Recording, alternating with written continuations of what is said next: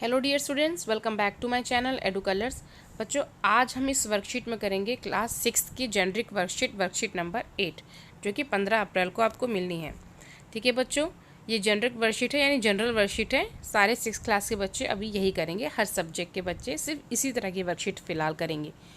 तो चलिए वर्कशीट हम शुरू करते हैं, अपने कंटेंट को पढ़ते हैं। उससे पहले मेरे चैनल एडू कलर्स को आप सब ज़रूर सब्सक्राइब करें। अगर आपको वीडियो अच्छा लगता है तो इसे आगे अपने फ्रेंड्स में शेयर करें। अब हम अपने कंटेंट को पढ़ते हैं, जिसमें एक माँ है और 3 बहनें हैं। माँ ने टॉफ़ियाँ छोड़ी हुई अपनी तीनों बेटियों के लिए।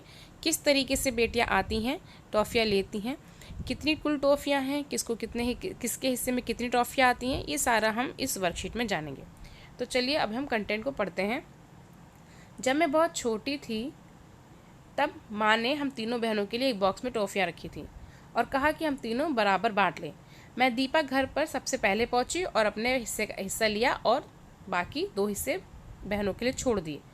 मेरी बड़ी बहन सिया घर पहुंची। उसने सोचा कि वह सबसे पहले घर आई है और उसने अपना हिस्सा लेके बाकी 2 हिस्से अपनी बहनों के लिए छोड़ दिए।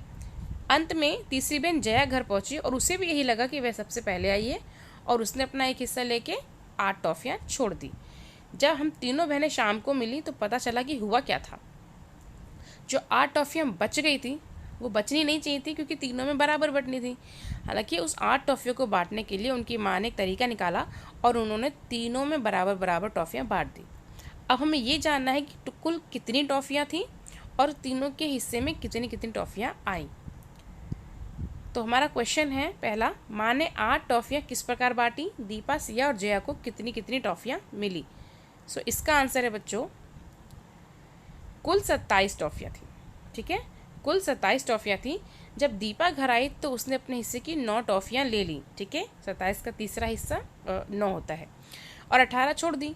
जब सिया घर आई तो उसने 6 टॉफ़ियाँ लेकर 12 छोड़ दी, क्योंकि 18 का तीसरा हिस्सा 6 होता है। अंत में जब जया घर आई, जिसको लगा कि मैं सबसे पहले आई हूँ, तो उसने जो 12 टॉफ़ियाँ बची थी उसका तीसरा हिस्सा यानी 4 टॉफ़ियाँ लेकर 8 टॉफ़ियाँ अपनी दोनों बहनों के लिए छोड़ दी।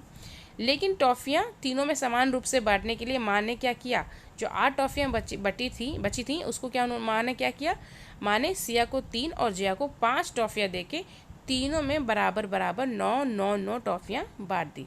ठीक है, इस तरीके से उन्होंने माँ ने तीनों बच्चों में बराबर रूप से उन टॉफ़ियों को बांट दिया। अगला क्वेश्चन है हमारा, माँ अपनी तीनों बच्चियों से कैसा व्यवहार करती थी।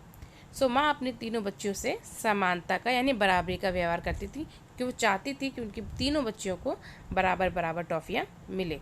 अब अगला क्वेश्चन है, सारी बात का पता चलने पर जया को कैसा महसूस हुआ होगा। जया को बहुत अच्छा महसूस हुआ, क्योंकि उसकी बहनें व उसकी माँ इसका इतना ख्याल रखती हैं कि जो उसके पास कम टॉफ़ियाँ पहुँची थी तो उसके लिए बराबर बराबर टॉफ़ियाँ दी गई। ठीक है बच्चों, यहाँ पर जो हमारी वर्कशीट है, छोटी सी वर्कशीट थी हमारी, अच्छी सी प्यारी सी स्टोरी थी, है ना।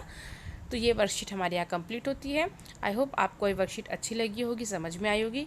अगर आपको ये वर्कशीट अच्छी लगी है, समझ में आई है, तो कृपया इसे अपने फ्रेंड्स में शेयर करें। कमेंट सेक्शन में ज़रूर बताएं कि आपको वीडियो कैसा लगा। मेरा वीडियो देखने के लिए बच्चों थैंक यू सो मच।